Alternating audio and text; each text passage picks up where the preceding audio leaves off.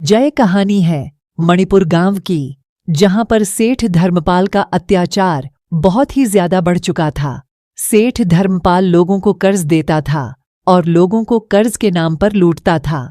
लोगों का कर्ज न चुकाने की वजह से गरीब लोगों को सेठ धर्मपाल के खेतों और उनके घर पर काम करना पड़ता।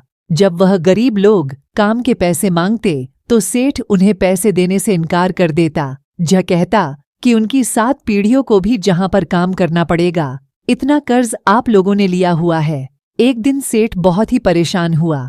वह सोचने लगा, अगर मैं इस तरह से लोगों को मूर्ख बनाता रहा तो एक दिन मैं फंस जाऊंगा। इस तरह मैं रोज रोज लोगों से काम नहीं करवा सकता। तभी सेठ एक तरकीब सोचता है और अगले दिन सेठ गांव के सभी लोगों को इकट्ठा करता है और सेठ बोला, मैं आप सब लोगों का कर्ज माफ कर देता हूं, मगर मेरी एक शर्त है। अगर आप लोगों में से किसी ने भी मेरे सवाल का जवाब दे दिया तब मैं उसे साल भर का राशन मुफ्त में दूंगा, और अगर मेरे सवाल का जवाब नहीं दिया तो उसको साल भर मेरा गुलाम बनकर रहना होगा और काम करना होगा जिसका वह कोई भी पैसा नहीं देगा। किसी को मेरी यह शर्त मंजूर है, वह एक एक कर मेरे सवाल का जवाब दे सकते हैं। इस तरह से सेठ धर्मपाल ने गांव के ही गरीब लोगों को अपने जाल में फंसाकर काम पर रख लिया। सेठ कोई सवाल पूछता तो कोई भी सवाल का सही उत्तर नहीं दे पाता। इसी तरह बुजुर्ग आदमी और जवान लोग भी सेठ के जाल फंस गए। मेरे दोनों हाथों में एक एक फूल है।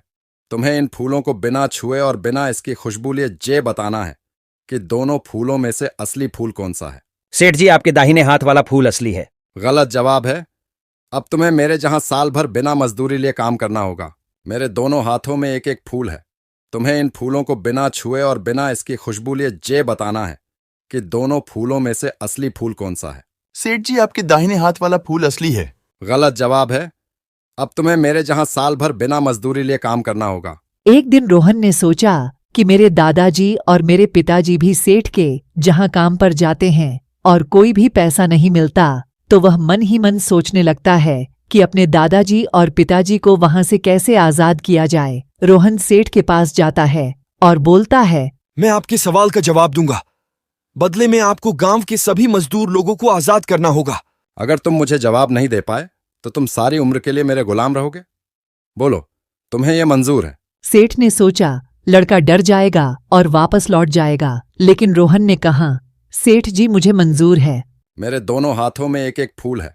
तुम्हें इन फूलों को बिना छुए और बिना इसकी खुशबू लिए ये बताना है कि दोनों फूलों में से असली फूल कौन सा है।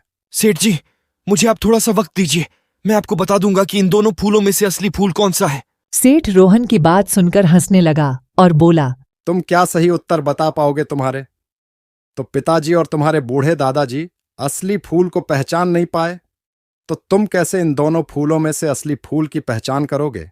इस तरह दोनों को बातें करते करते काफी समय बीत चुका था, जिसके कारण जो असली फूल था वह मुरझा गया। तभी रोहन बोला, सेठ जी, आपके बाएं हाथ में जो फूल है वह फूल असली है।